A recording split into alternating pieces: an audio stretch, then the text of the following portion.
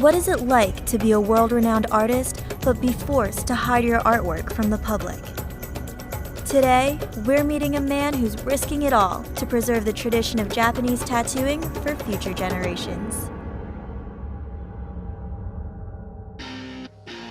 For thousands of years, tattoos have been part of cultures all over the world. I'm Chelsea Pineda. And I'm Sydney Kramer. Together, we're on a journey to discover the history, traditions, and future of body art. This is Ink Expedition.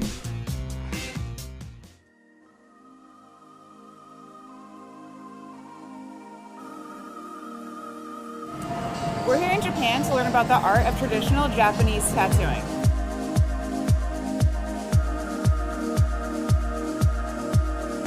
And we're meeting with Choshu Horikazu, a tattoo artist known for preserving the art of tabori. Horikazu is legendary in the tattooing community, but in public he's forced to cover his ink under long sleeves because tattoos are still widely condemned in Japanese culture.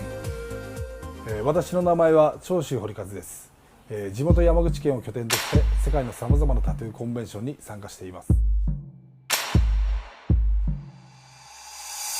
Only in his studio can he reveal his body art and tattoo as his true self. 手彫りは日本で古来から行われている伝統技法の一つです。手彫りを行う際にこのようなのみが必要になります。現在私は衛生面も考慮してステンレス製のものを使用しています。 Horikazu has been practicing tabori for 14 years. The ancient tattoo method uses a long rod that plunges ink into the skin with sharp needles. For a tattoo client, tabori can be a way to connect to the past. But Horikazu's clients must hide his artwork from the world.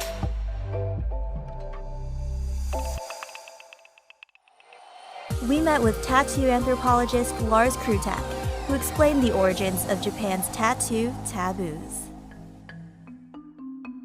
Making tattoos via hand is a nod to tradition and it expresses great cultural pride. And for the tattoo client, it is a way to experience something that is both ancient and spiritual.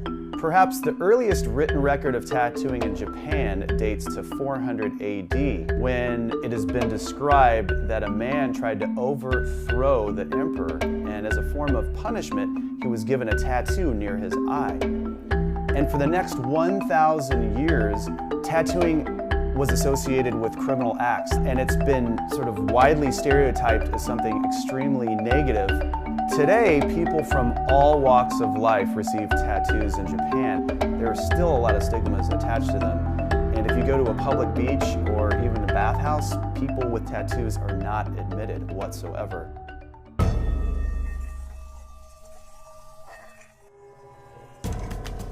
The stigma of tattoos in modern Japan belies a rich cultural history. Long after tattooing was used as a form of punishment, it was popularized in the Edo period between the years 1603 and 1868. During this time, stories were told of anti-authoritarian heroes who wore body art as spiritual armor. These stories resonated with the people of Japan, who were looking for ways to express themselves in a rigid class system. Inspired by the folklore, everyday heroes like firefighters began to use tattoos as their own form of protection. Sensing the subversive nature against the class system hidden in the tattoos, the emperor's government issued bans against them, driving the art form underground. Choshu Horikazu has chosen to honor history's forgotten fighters by continuing to practice tabori, despite the stigma.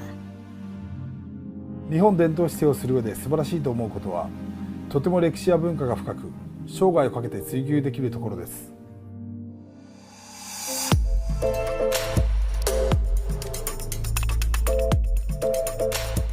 In the studio, Horikazu's hidden canvases are free to be on full display.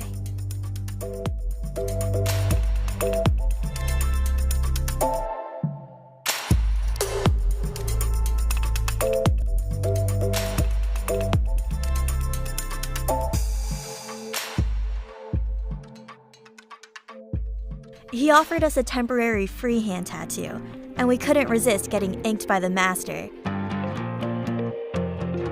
even if it was just a marker. I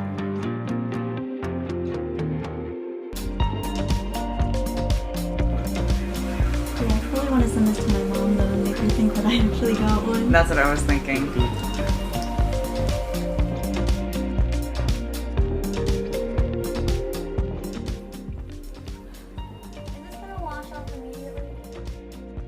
It stays on your skin long. Great, I want that. I know.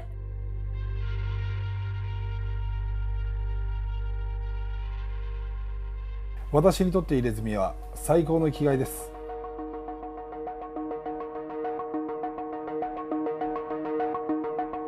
この素晴らしい日本の伝統芸術を継承し、発展させていくことができるように、初心を忘れず精進していこうと思います。